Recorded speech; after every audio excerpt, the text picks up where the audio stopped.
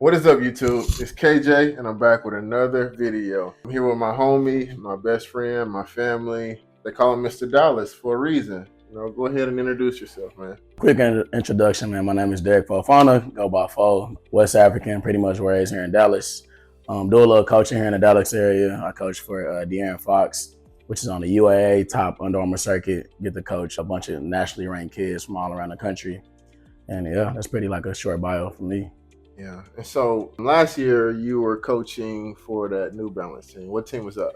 Man, the team was called EAD, the Elite Academy Ducks. So, yeah, a New Balance team, man. Special team, probably my favorite team of all time. We actually finished like number 4 on the New Balance circuit. Had some really special kids on that team. We played on the top level, but we were a bunch of young kids and competed at our level. But no, that was a.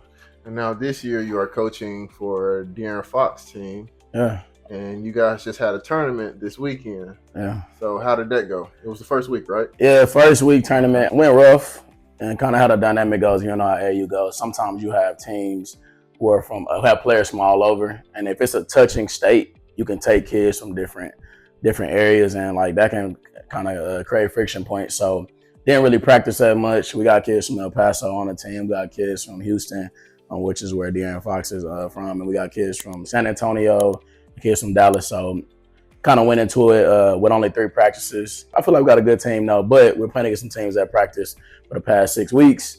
You know, sometimes you get dealt with, but I think we got some good pieces. We'll bounce back this week. So every time you see basically a basketball video on my channel, it's because of this guy. So with the W.T. White High School, it's because of him. With the AU tournament, well, not tournament, but the tryout, that was because of him. Basically, everything sports related that's here in Dallas is because of him. Speaking of basketball, the NCAA championship just ended, and I just got a question. First of all, let's talk about Hailey Van Lith. What do you feel about her transferring? I like Hailey a lot. I like her game a lot. I think she can really play, and she showed that in her previous years. I'm real big on fit, no matter how good you are. I think some people, guy or I would say woman or male, like some people are just special. Like you got those superstars that can play on any team, they can impact any team. They're just like they're like the 1%, 2% on every level. They can, no matter what team they're on, they'll impact that team. I think for her, I think she's elite. And people, people kind of are judging her based off her performance against Caitlin Clark. Nobody could stop Caitlin Clark this whole season. But I think it was just on that scale, that national scale. People actually who never watched women's sports tuned in that week and was like, "Dang, they cooked her." With all that being said, I go back to I'm big on fit. I think she didn't fit with that team, and I think you can kind of feel the vibes. Every time she took a shot, she was second guessing it. I know me, I look at I'm reading lips on the sideline. I'm reading the players' lips like that was, and you also body language, man. They was looking like, every time she shot, make or miss, they was like, until she made it. The transfer portal is a tool. It can be good and bad. For her, I think it's a good situation. So use it, man. It's all about, and she might not play professional sports, and maybe she will, but have fun with it right now. Hopefully she finds somewhere that they can kind of embrace her game. I think that just didn't fit. She didn't fit with LSU. So, but no, I like her a lot. But as far as fitting, I don't think she fit at all because her freshman year she had 11, she averaged 11 points. No, for sure. And this year she averaged 11 points. Last year when she was at Louisville, she averaged 19. Yeah. So she went from being the first option for sure to the 3rd or 4th option. Yeah. And I mean, I get it. She getting money out the deal. Yeah. And I don't know how much she really made or whatever. She's one of the top NIL girls. Yeah, and I get that, but at the same time, it's like Gilbert Arenas said, it's about your future. No, for sure. I don't know, but speaking about the person that everybody talks about that's giving her the problems is Caitlin Clark. Caitlin Clark. Sure. I don't want to say it, but I think we have to at least talk about it. Yeah. Is she the GOAT? For me, if she won a championship, I would say in her career, I'm not. Correct me if I'm wrong, I don't think she has. I think it would be no question. just from what she's done with the game. I think now we had Curry, right? We have all these like revolutionary type of players that kind of change the way kids work out. She's gonna change the way the next generation of girls are working out. They're gonna be trying to shoot the ball from half court. They're gonna be trying to do different things like that. So I think as far as like changing the game, she's done that. I think it'll be no question she won the championship. But I think you got to talk about like your Cheryl Millers. You got your Brianna Stewart, for example, man. Like ultimate winner at every level. I think I saw something. Actually, they were talking about it. Donna Taurasi was talking about the other day, like comparing players. Like I think Brianna Stewart, by the age of like 23, 24, she had more accolades than like everybody, like from high school to college to the WNBA. So I think it'll be no question. And it's debatable. I think it's to each his own. But I think those championships kind of put, make it a tough argument sometimes. But man, we just going off straight game. Like she's an animal. I don't know if we're gonna kind of evolve on this topic, but we can talk about whatever. I feel like kind of looking at it. A lot of people kind of hated on her and say, oh, she can't go left, or she only shoots this many times on this side of the court, or she goes right, she's only going to the basket. And I'm big on like, look, you can have all this scouting report, but can anybody stop it? Like, I don't care if you go right the whole game, nobody has stopped it. And like, man, like for real, stop it. You know what I mean? And say and I ain't gonna lie, she's a machine to me. Like, I started hating at one point. I'm like, this is too good to be true. Like, somebody gonna lock. I thought LSU was gonna do it. I maybe thought even Paige was gonna get her. But man, she found a way. Even in that first half of the UConn game, like she struggled, but she found a way. And her teammates, you go back to Brianna Stewart and Cheryl Miller, they had cold teammates, like cold. Even though they were dominant, their teammates were just 10 times better. And like I said, no offense to nobody on the Iowa team, but man, Kaylin did a lot. Like she literally put the team on her back for 2 seasons straight. Like, and I mean, you can look before that too. She was also very good, but man, she made the team around her better for sure. And so that's why I ask, is she the GOAT? And you brought up, the championships, what she won. I don't know. For me, the GOAT is an individual, award. Yeah. And we get it like often mistaken. Like we give the team, like, don't get me wrong, like you just said, she had a decent team. For sure. But if she would have had more, like the Sue Birds, Brianna Stewart, they all had good teams. And, really good teams. I think we can't knock that. Yeah. I would say this. Okay. Though, and like football it's a super team sport. I would say basketball is one of those sports, if you're that dominant, you can individually win a championship. So that's why I'm like, you can't say argue that. I mean, I think you can argue that she could have willed. She almost by herself willed them to a championship. So is it possible with the right type of talent? Which, like I said, I think it was hard for me to choose a GOAT, but she's definitely on my Mount Rushmore. She's one and one. But okay. But you just said that basically, if you're that good, you can. You're supposed to win. Name me one team without like a Robin. So you got a Batman and a Robin. Name me one team. I mean, but you gotta look at it like this. You gotta have two. Go back to, I think it was it LSU or UConn. She had teammates who, I'm gonna say LSU, like she had multiple teammates that scored 20 plus points. So who did step up to the occasion? They were the best players on their high school teams. They were top class. So I mean, I feel like I don't want to say they was just weak out there, because it was times when she struggled where, and even in the UConn game where teammates stepped up, and she had some big time transfers on that team too. So it's like, they weren't bad, but they wasn't what Cheryl Miller and Brianna Stewart had. That's what I'm saying. Let's say that. She needed a sidekick. That's all I'm saying. Okay. She can't do it by herself. So I think that's arguable topic. I think we got valid points for sure. Whatever y'all think, we'll see, right? Whenever you mention UConn, I automatically think Purdue, men's basketball. Yeah. And I think Zach Edey. What do you feel about him? What do you think about him? I like Zach Edey. I like his story. Being, I think he like IMG kid, wasn't highly touted.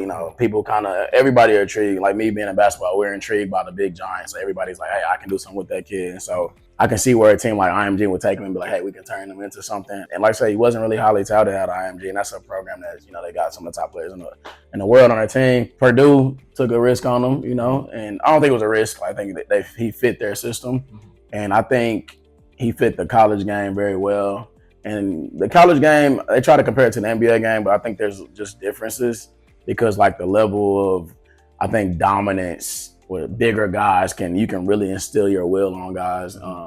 And in the college game. When you go to the NBA level, the game has changed, man. Like the Shaqs of the world, you know, I think Shaq will be dominant. Don't get me wrong, dominant in any era. But Facts. you know, your big guys like your Yao Mings, like super big, crazy big guys. I think the game is completely changed now. So I do think he's dominant in the college game. I think we'll talk about him for a long time with the numbers. He was nuts in this tournament. Like I think he finished like number 6 points. But I don't think personally he'll be a successful NBA player. I hope he does, but I don't see his game transitioning to what the game is now. And we kind of saw it in the championship. Like, man, the long athletic guys who can move a little better, you throw them in some couple ball screens, you throw them in some Spain actions, and man, it's hard to kind of contest here and then come back and contest there with the kid. I mean, he's like 7'4", 300-something pounds. And so you see guys like that in the NBA who are 7'4", 7'2", 7'3", but they're like 210, 220. They can move a little better. So for me, that would be the biggest challenge. I hope he can, obviously want everybody to be successful, but hope he can take on a challenge. But me personally, in the game we see now, I don't see it working. I do see him making somebody's roster. I don't know how long that works, but I just don't see it being highly successful, especially nothing compared to what he's doing right now in college.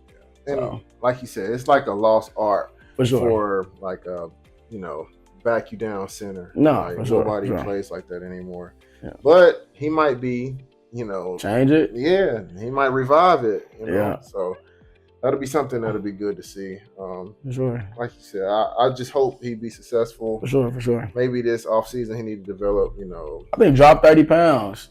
Drop 25, 30 pounds. I think he's still that strong. Still got a touch over the top. Like, he got some game, but they need to work on shooting. Shooting would be better. Yeah, it will help out. They can put him in some, handoffs. But I do think he showed some good touch around the rim. Like, the first 10 points, he was over the top hook shots. He still can shoot over the top of pretty much only 3 people in the NBA can probably contest this shot realistically. So I think the movement on the defensive end and like getting him down the court is where, like, if I was playing against him, I'm gonna put the 6'10" guy who's just as athletic and got a 7'3" wingspan, and I'm telling, hey, box him out and then sprint. So that's why I think. All right, let's backtrack a little bit. Let's talk about someone that's been in the media a lot, who's catching a lot of slander. I don't know if you aware of it or not, but as far as Angel Reese, like, how do you feel about her situation, how she's getting treated right now? Does she deserve it? Is she the victim? Let's just talk about that a little bit. How do you feel about it? I like Angel Reese personally because she's unapologetically her. Like, she doesn't really care how people feel. She wears a chip on her shoulder at all times, no matter the accolades she gets. And it could be an act, but she's doing it well. I like her a lot, though. You know what I mean? And I feel like the slander, it comes with the territory. Like, if you're going to talk a lot, it's going to come with that. But if she does a good job of backing it up, too, as well. And I think she's lost some games. And I think that's where people kind of, like, the bashing goes a little too far because she's won. She's won at a high level. She's been dominant. Like, you go to the game they lost, like, she was dominant. People was like, she shut you up. And I'm like, nah. Like, she played at a high level. She got her teammates involved. She passes the ball well. So, man, it comes with it. When you talk a lot, people are gonna look for you to fail. And like I said, I like her because she's unapologetically her, and she's brought, like, people talk about Caitlin Clark and think she's doing shooting. Like, she's not really the off the court type of. You don't really see her in the media, but like Angel Reese has been able to be off the court. I haven't seen anything bad about her. Like, I see the bikini deals and all the different endorsements, and like she's man. And honestly, WNBA ladies, like, they don't make a lot of money, so like, she's a brand. I think she did a great job of building her brand, and like I like her a lot, man. I think she's very intelligent, and she's done it the right way. But and people. And sometimes you got to go against the grain, and whoever her people are in her camp, they've done a good job of like letting her live on the edge, but also keep it clean at the same time too. So she's making some little girl like be like, hey, I want to be like her. You know what I mean? And that's what I like about her. Like, you don't have to be politically correct all the time to be like somebody's idol. So, man, I like Angel, and I think some people just do a little too much, and they probably don't even watch. They just started probably watching the games 2 weeks ago. So, who are we to judge, for sure? And we don't know her personally. Yeah. She got game, and she played with emotion, which that's what I like. And all the other off-court things, she's not into trouble. So that's for sure. So that's 100%. The thing. It's like she can just stay focused. And I don't know. This is a new thing, so I feel like she just got to ignore the media. For sure. Like, if anything, the media and the NIL, all of that type stuff with the college stuff, that's a big deal right now. And you're getting a lot of attention. So biggest advice is to ignore it and or just keep embrace doing it. you. Embrace it and use it. Yeah. All publicity is good publicity. Depending on how you use it, right? All right, let's transition a little bit. This NFL offseason. Let's talk about that. First of all, who do you think won this offseason? Who do you think won? Man, I'm a Steelers fan, and I was gonna say the Steelers because we got Justin Fields for McChicken. We got him pretty much for pretty much nothing. I do think he's super talented. No shot on Justin Fields. So also we picked up Russell Wilson, right? I think Russell Wilson may be on the back end of his career, but I think it's a good fit because they can learn from him. And then I'm big on look, I can see Justin Fields maybe clipping him possibly, and I said hopefully Russell Wilson can finish the season, finish his career at a high level, but I can see Justin Fields putting some pressure on him. So I think Patrick Quinn was a major pickup for us. Got rid of Deontay Johnson. I think we kind of need some help at the receiver spot, but I know y'all got two receivers. Van Jefferson, and Quez Watkins from the Eagles, but I don't think they're like number three. But you also picked up Cordell Patterson. Cordell Patterson is a huge pickup, and I think from special teams is major. We all know that. We went to a super special team school. True. Cordell Patterson helped us in the backfield, kind of change it up, can play a little quarterback too, run some different options. And I think we have to be strategic with Justin Fields, and maybe you kind of have some, different lineups where we can mix those guys in. So, but on defense, I think we loaded up there. I know we signed somebody from the Panthers. I forgot, corner from the Panthers. Let go of Pat P. I think he was on the back end of his career, but we picked up some big picks. And then I think we got another safety too as well. But obviously the biggest winner was the Houston Texans. Or the Ravens, Baltimore. Ravens was big. Yeah. I think the Ravens was already stacked, so it kind of helped adding some people in. But you never know how that's going to work. So, and they were successful, so you good. But like I said, the Texans for me, overall, I got to look at, they lost, what's the dude named the receiver that broke his leg, I would think. From the Texans? Tank, I believe. Yeah, Tank. Lost Tank, but you add, obviously, Stephon Diggs. Man, they get Joe Mixon. Right, Joe Mixon went to Texas, right? So Joe Mixon, and I think with that, Joe Mixon showed on the back end of the season, people were saying he was washed. He got too many off the field issues. He was killing at the end of the year. I don't know if that was maybe we need some more off the field issues because he was going nuts at the end of the season. He catch the ball at the backfield. He can do a lot, and I think they kept their backup running back.